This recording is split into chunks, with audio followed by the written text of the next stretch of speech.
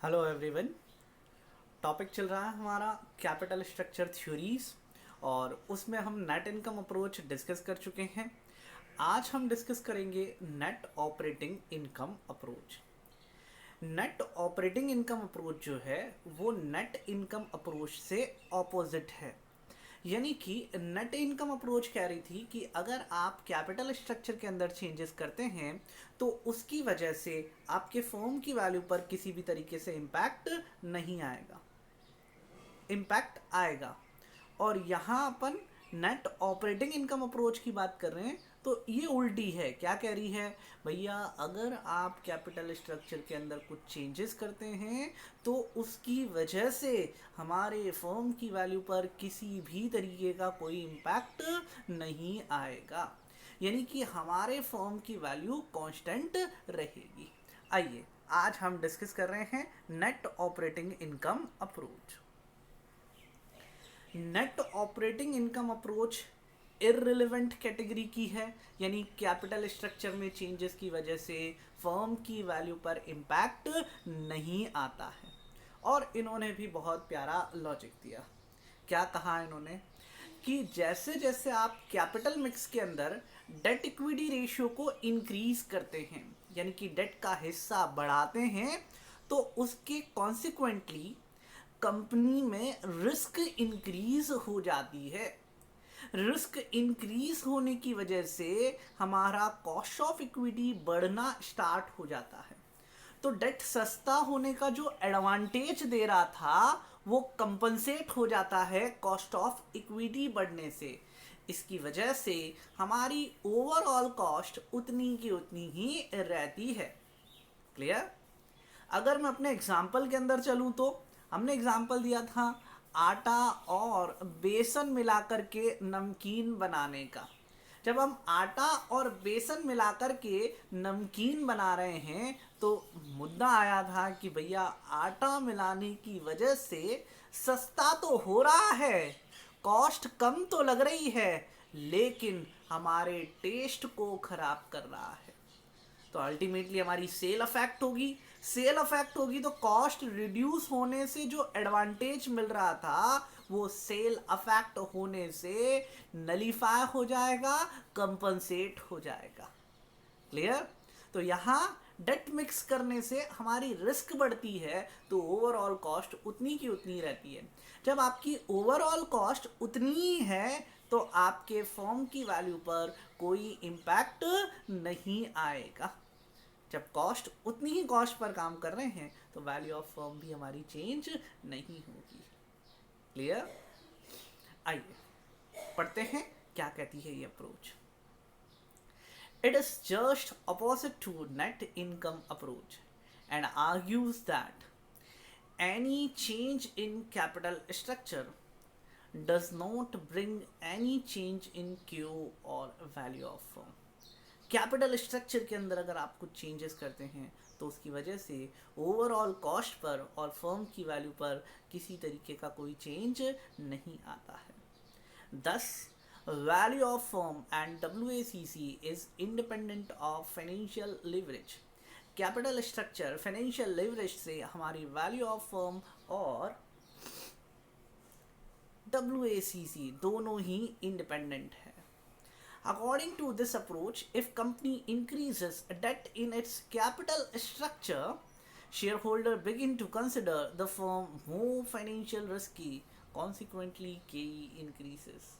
Date insert करने की वजह से हमारे यहाँ पर कॉस्ट बढ़ती है केई की।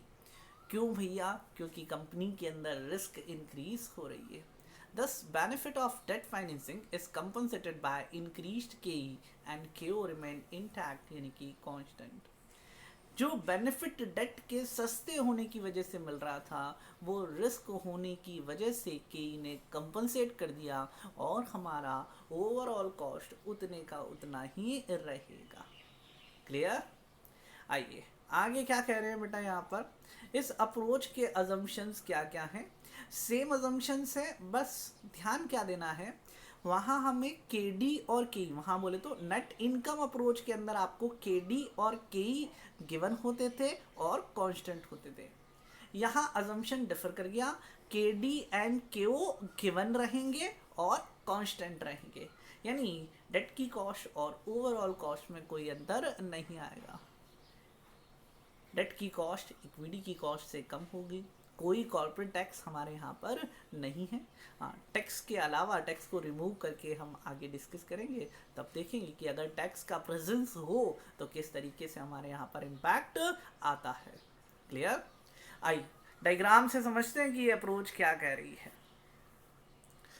एक्स एक्सिस पर debt equity ratio, Y axis पर कॉस्ट, और अकॉर्डिंगली हमने यहाँ पर देखा दो कांस्टेंट लाइन के डी और के ओ की। ऑब्वियसली नीचे वाली लाइन के डी की होगी और ऊपर वाली लाइन के ओ की होगी। जब डेट इक्विटी रेशियो 0 है तो जो ओवरऑल कॉस्ट रिप्रेजेंट हो रही है वो किसकी कॉस्ट है भैया? कॉस्ट ऑफ इक्विटी की। हमारे इक्विटी की कॉस्ट है वो। अब अप्रोच क्या कह रही है? जैसे जैसे आप डेट इक्विटी रेशियो को बढ़ाओगे वैसे वैसे आपके यहाँ पर इक्विटी की कॉस्ट बढ़ेगी। किस वजह से? रिस्क बढ़ने की वजह से। आ रही है बात समझ में? इस क्वेश्चन का इस अप्रोच का सबसे हाईलाइटेड पॉइंट ही यही है कि डेट बढ़ने से केई बढ़ने लग जाता है, क्योंकि रिस्क, फाइनेंशियल रिस्क इंक्रीज होती है। क्लियर? तो केई हमारा देखिए यहाँ पर इंक्रीज हो रहा है, तो अल्टीमेटली के ओ जो है वो उतने का उतना ही कांस्टेंट रहेगा। क्लियर? आइए अब हम देखते हैं यहाँ पर वैल्यूएशन कैसे किया जाता है, वैल्यू ऑफ फर्म, और ये सब किस तरीके से डिटरमाइन करे जाएंगे। कोई नया फॉर्मूला नहीं आएगा, not a single new formula. जो अपन ने नेट इनकम अप्रोच के अंदर यूज करे थे उन्हीं फॉर्मूलों के बेसिस पर यहाँ पर वैल्यूएशन हो जाएगा। ज्यादा फॉर्मूले याद करने की जरूरत नहीं है। देखो भैया, सबसे पहले हमने वैल्यू ऑफ फर्म निकाली, तो वहां जो केओ का फॉर्मूला था उसे क्रॉस मल्टीप्लाई में अप्लाई कर देंगे तो हमारे पास वैल्यू ऑफ फर्म आ जाएगी, क्योंकि यहाँ केओ गिवन होता है। ईबीआईटी डिवाइडेड बाय केओ, EBIT डिवाइडेड बाय KO करेंगे तो हमारे पास वैल्यू ऑफ फर्म आ जाएगी, क्योंकि यहाँ KO गिवन है तो उसकी हेल्प से वैल्यू कैलकुलेट करी जाएगी। वहाँ इक्विटी वैल्यू KE अवेलेबल होता था तो पहले इक्विटी निकालते थे और उसमें डेट की वैल्यू जोड़ के फर्म की वैल्यू आ जाती थी। यहाँ हमने सबसे पहले क्या निकाला? KO की हेल्प से वैल्यू ऑफ फर्म। क्लियर? आइए नेक्स्ट अगला हिस्सा है इक्विटी का वैल्यू कैसे निकालें। टोटल वैल्यू आ चुकी है, उसमें से डेट की वैल्यू माइनस कर दीजिए तो आपके पास इक्विटी का वैल्यू निकल करके आ जाएगा। टोटल वैल्यू ऑफ फर्म में से डेट की वैल्यू माइनस करेंगे तो हमारे पास इक्विटी की वैल्यू निकल करके आएगी। नेक्स्ट केई अगर कैलकुलेट करना है तो सेम फॉर्मूला, वहां हम इक्विटी की वैल्यू निकाल रहे थे केई की हेल्प से, अब हमारे पास इक्विटी की वैल्यू है तो उसकी हेल्प से अपन केई निकाल देंगे। सिर्फ क्रॉस मल्टीप्लाइड फॉर्मूला है बेटा, कोई नया फॉर्मूला नहीं है। EAS divided by equity into 100 अगर हमें परसेंटेज में निकालनी है। EAS EBIT माइनस इंटरेस्ट हमारा EAS कहलाएगा। क्लियर? तो एक बार मैं क्विक मैनर में समराइज करता हूँ इस अप्रोच को। ये अप्रोच कह रही है कि कैपिटल स्ट्रक्चर चेंज करने से हमारे फर्म की वैल्यू पर किसी तरीके से कोई इम्पैक्ट नहीं आएगा। लॉजिक क्या दिया इन्होंने कि भैया अगर आप डेट इंक्रीज करते हैं तो हमारे यहाँ रिस्क बढ़ेगी तो कॉन्सिक्वेंटली केई बढ़ेगा। डेट के सस्ते पन्ने जितना एडवांटेज दिया उतना केई बढ़ करके हमारे यहाँ पर कंपनसेट कर दिया कॉस्ट को, और ओवरऑल कॉस्ट उतने का उतना ही रहेगा। क्लियर? अगर आपकी ओवरऑल कॉस्ट उतनी ही है तो ओवरऑल वैल्यू ऑफ फर्म भी उतनी ही रहेगी। ध्यान क्या रखना है? KO गिवन होगा और कांस्टेंट होगा। क्लियर? अगर मैं न्यूमेरिकल्स की बात करूं, सवालों की बात करूं, तो दोनों क्वेश्चंस नेट इनकम अप्रोच के और नेट ऑपरेटिंग इनकम अप्रोच के सेम टू सेम नजर आएंगे, कोई अंतर ही नहीं दिखेगा। बस एक छोटा सा अंतर होगा। क्या होगा भैया छोटा सा अंतर? वहाँ KE गिवन होगा और यहाँ KO गिवन होगा। यानी KE और KO से हम अगर अप्रोच नहीं बताई गई है तो डिफरेंशिएट करेंगे के अगर गिवन है तो नेट इनकम अप्रोच अप्लाई होगी, और अगर के ओ गिवन है तो net operating income approach apply होगी। Clear? Valuation same to same है, कोई नया फॉर्मूला नहीं। Value of firm EBIT divided by K O से निकालेंगे, यानी जो गिवन है उसको यूज करके वैल्यूएशन करना है। वहाँ के ही गिवन था, इक्विटी का वैल्यू निकाल के उसमें डेट का वैल्यू जोड़ दिया। यहाँ केओ गिवन है तो इससे ही ओवरऑल वैल्यू निकल करके आ जाएगी, इसमें से डेट की वैल्यू घटा देंगे, इक्विटी की वैल्यू आ जाएगी। केई पर इम्पैक्ट आएगा, इंक्रीज होगी, तो वो केई कैसे कैलकुलेट करें? EBIT minus interest divided by equity value into 100 हमारा केई कहलाएगा। क्लियर? आइए एग्जाम्पल की हेल्प से वर्किंग करते हैं। यहाँ पर एग्जाम्पल नंबर 7 और 8 आपको यहाँ पर दिए हुए हैं। हम एग्जाम्पल नंबर 7 साथ में करेंगे, एग्जाम्पल नंबर 8 आपके लिए होमवर्क रहेगा। Clear? A Limited's operating income is rupees 5 lakh. The firm's cost of debt is 10% and currently firm employs rupees 15 lakh of debt. देखो ये जो इन्फॉर्मेशन है ना सेम टू सेम है। ऑपरेटिंग इनकम, बोलो भैया किसका निकनेम है ये? Operating income. किसे कहते हैं ऑपरेटिंग इनकम? बिल्कुल सही, ऑपरेटिंग इनकम हमारा क्या कहलाता है? EBIT. Earning before interest and tax दिया है 5 लाख रुपए का, कॉस्ट ऑफ डेट है 10%, और currently firm employ 15 lakh of debt. तो ये तीनों चीजें हमेशा गिवन होगी, ईबीआईटी, केडी और डेट की वैल्यू। क्वेश्चन का डिफरेंशिएशन पॉइंट देखो, the overall cost of capital of the firm is 15%। हमारे फर्म की ओवरऑल कॉस्ट 15% है, इससे हम वर्किंग करेंगे। यहाँ पर you are required to determine total value of firm and cost of equity. Firm का टोटल वैल्यू कैलकुलेट करना है और कॉस्ट ऑफ इक्विटी डिटरमाइन करना है। हो जाइए जवानों चालू। कैसे करेंगे वैल्यूएशन? लिखिए सबसे पहले value of firm is equals to, बोलो फॉर्मूला, वैल्यू ऑफ फर्म का EBIT divided by KO. EBIT given है हमें 5 लाख रुपए और केओ आ रहा था हमारा 15%। 5 लाख डिवाइडेड बाय 15%, 15% लिख लो या 0.15 लिख लो। कितना आ गया बेटा? 33,33,333। 33,33,333। नेक्स्ट ये वैल्यू ऑफ फर्म आ गया। इसमें से अगर मुझे इक्विटी का वैल्यू निकालना है भैया, इसमें से डेट की वैल्यू घटा दो तो आपके पास इक्विटी की वैल्यू आ जाएगी। Equity value is equals to total value minus debt. Total value calculate करी थी अपन ने 33 माइनस कर दें 15 लाख का डेट।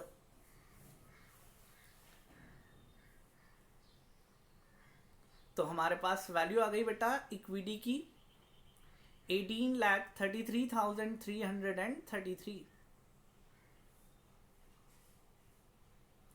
आइए नेक्स्ट आगे बढ़ते हैं।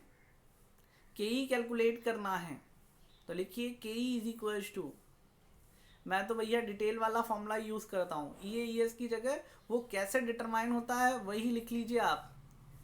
EBIT minus interest divided by equity into 100। EBIT 5 lakh, interest कैसे निकालोगे? डेट की वैल्यू गिवन है उसकी हेल्प से हमारा इंटरेस्ट आ जाएगा 15 लाख का 15%,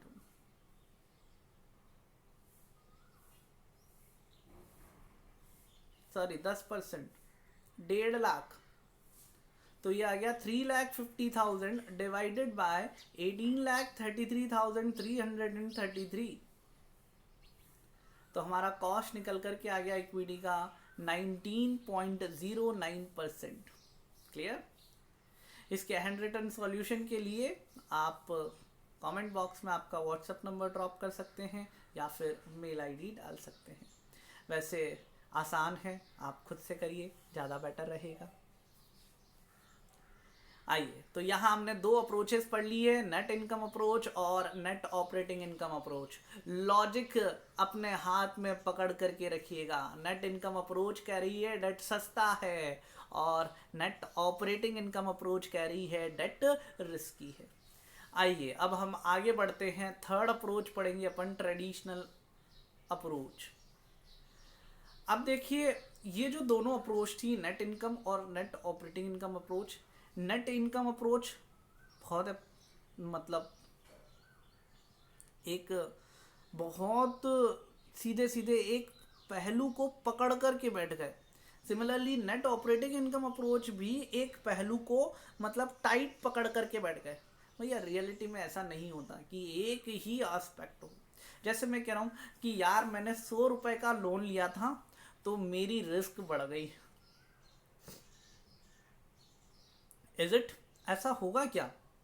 अगर मैं 100 रुपए का लोन लेता हूं तो क्या मैं कर्ज तले दब जाऊंगा? क्या नींद नहीं आएगी क्या मेरे को रातों में? नहीं, ऐसा कुछ भी नहीं होगा। अगर मैं 10,000 का लोन लूँ तो भी मुझे एज सच कोई दिक्कत नहीं है। अगर मैं 1 लाख का लोन लूँ तो भी मुझे कोई ऐसी दिक्कत नहीं है। आप 1 लाख का लोन लो तो थोड़ा बहुत सोचना पड़ेगा। अगर मैं 10 लाख का लोन लूँ तो थोड़ा बहुत सोचना पड़ेगा।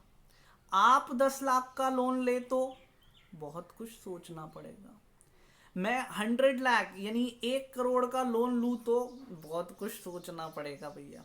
और आप लो 1 करोड़ का लोन तो बहुत भयंकर तरीके से सोचना पड़ेगा।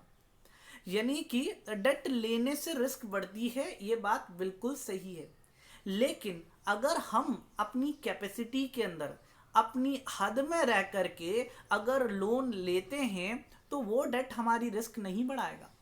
फॉर एग्जाम्पल, मैं 10 लाख का लोन इजीली टॉलरेट कर सकता हूं और आप 50,000 का लोन इजीली टॉलरेट कर सकते हैं on the basis of our income.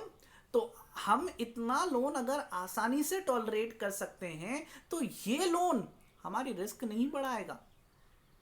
आ रही है बात समझ में? यानी कि जिस कैपेसिटी का डेट कंपनी टॉलरेट कर सकती है उतना डेट अगर हम लेते हैं तो वो रिस्क को नहीं बढ़ाता है। उसके बियॉन्ड अगर डेट लिया जाए तो वो हमारी रिस्क को बढ़ाएगा। है ना बात लॉजिकल? बिल्कुल। तो ट्रेडिशनल अप्रोच जो है वो दोनों अप्रोच का, नेट इनकम और नेट ऑपरेटिंग इनकम, इन दोनों अप्रोच का मिडवे है। इन दोनों के अंदर उसने कोऑर्डिनेशन बनाने की कोशिश करी है। आइए हम तीसरी अप्रोच यहां देखेंगे, traditional approach. Clear? Traditional approach Midway approach है और बहुत ही अच्छी और बहुत ही लॉजिकल अप्रोच है बेटा। This approach is midway between NI and NOI approach. It is also known as interim approach. NI और NOI का midway approach है ये। A firm by increasing debt component in capital structure can increase the market value. अगर आप date insert कर रहे हैं तो आपकी मार्केट वैल्यू इंक्रीज हो सकती है, but beyond a certain limit investor will start to consider the firm more risky. आप उस लेवल के अंदर अंदर अगर डेट लेते हैं तो आपकी वैल्यू इंक्रीज होगी। उससे बियॉन्ड अगर आप डेट लेते हैं तो वो डेट आपकी रिस्क को बढ़ाएगा और उसकी वजह से क्या होगा, हमारे यहाँ पर रिस्क इंक्रीज होगी, हमारी केओ बढ़ना स्टार्ट होगी, वैल्यू रिड्यूस होना स्टार्ट हो जाएगी। Therefore, their expectation will grow up, KE बढ़ेगा and value of firm reduces, हमारे फर्म की वैल्यू रिड्यूस होगी। मैं सिंपल शब्दों में अगर अप्रोच को कहूं, एक लिमिट तक नेट इनकम अप्रोच है, यानी कि वो डेट सस्ता होने का काम करेगा, हमारी कॉस्ट को रिड्यूस करेगा। लेकिन अगर उस लेवल से बियॉन्ड आप जाते हैं तो अब net operating income approach apply होगा और वो क्या कहता है कि हमारे यहाँ पर केई बढ़ने लगेगा, कॉन्सिक्वेंटली जो केओ रिड्यूस हुआ था वो भी बढ़ने लग जाएगा और हमारे फर्म की वैल्यू रिड्यूस होना स्टार्ट हो जाएगी। क्लियर है बेटा? अजम्पशन फोकस कीजिएगा।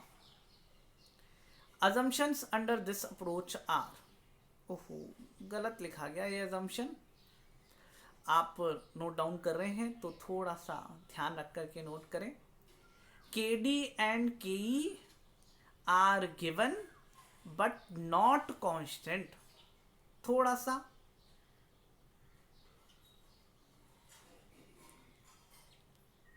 एरर है बेटा यहां पर।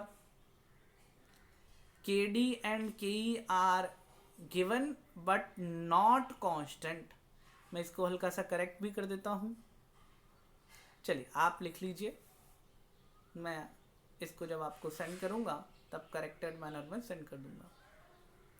के डी एंड के ई नॉट कांस्टेंट, गॉट इट? के डी इज लेस देन के ई, नो कॉर्पोरेट टैक्सेस। इसे भी हम आगे रिमूव करते हुए चलेंगे। तो अजम्पशन सेम है लेकिन अंतर क्या है? Not constant. अगर मैं यहां पर बात करूं डायग्राम की तो वो कैसे बनेगा देखिए।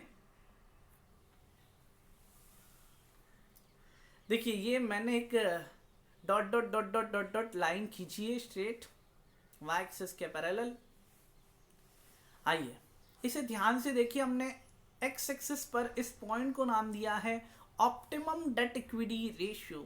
हम जो बेस्ट डेट इक्विटी रेशियो है, जो हमें सबसे सही लगता है वो, यानी इतना डेट हम टॉलरेट कर सकते हैं।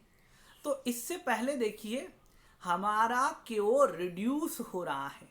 के डी और के ई ऑलमोस्ट कांस्टेंट है, मैं कांस्टेंट नहीं कहूँगा लेकिन ऑलमोस्ट कांस्टेंट जैसे दिख रहे हैं। तो इसकी वजह से हमारा कॉस्ट रिड्यूस हुआ। लेकिन हम और आगे डेट इक्विटी रेशियो बढ़ा रहे हैं तो देखिए अब के ई तेजी से बढ़ रहा है, केओ में भी स्लाइट इंक्रीज हमने लिया है, तो हमारी ओवरऑल कॉस्ट भी यहां पर बढ़ना स्टार्ट हो जाएगी।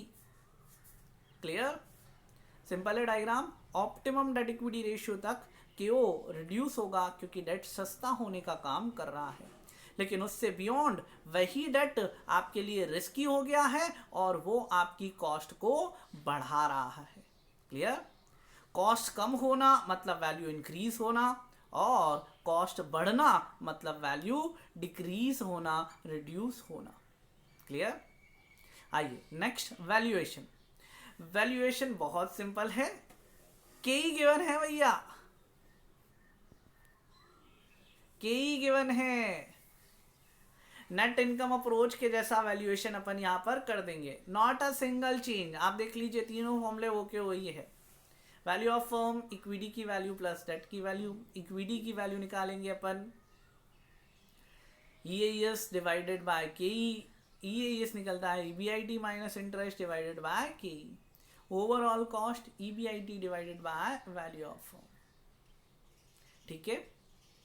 चूंकि के गिवन है इसलिए नेट इनकम अप्रोच के जैसा वैल्यूएशन यहां पर किया जाएगा। आइए एग्जांपल देखते हैं इसके भी। हाँ थोड़ा सा बड़ा दिख रहा है लेकिन आप लोगों को करना है, मैं साथ में रीड कर रहा हूं सिर्फ।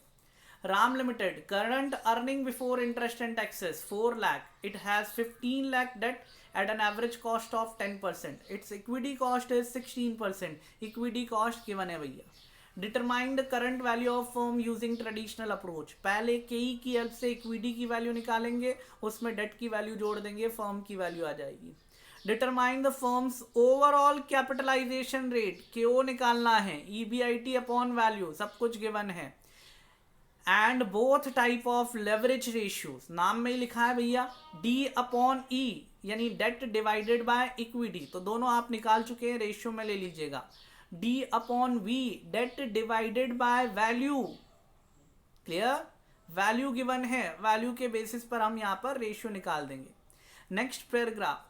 The firm is considering reducing the leverage by selling 5 lakh of equity share in order to redeem 5 lakh debt. अभी ऊपर 15 लाख का डेट दिया था, अब हम इक्विटी से पैसा ला करके डेट को रिडीम करेंगे तो नया डेट हो जाएगा 15 माइनस 5, 10 लाख का। The cost of debt is expected to be unaffected. Cost of debt में कोई चेंज नहीं आएगा। However, the equity capital is reduced to 14%. Would you recommend the proposed action? Try it. आप इसे ट्राई कीजिएगा, और अगर कहीं दिक्कत आती है, नए नीचे वाले पॉइंट में नया डेट दे दिया और नया के दे दिया, फिर से वैल्यू निकालनी है। ठीक है, चलिए आज के लिए इतना ही रखते हैं। एग्जाम्पल नंबर 9 आपके लिए होमवर्क है और 8 भी। ठीक है, मिलते हैं अगली वीडियो में। Thank you very much.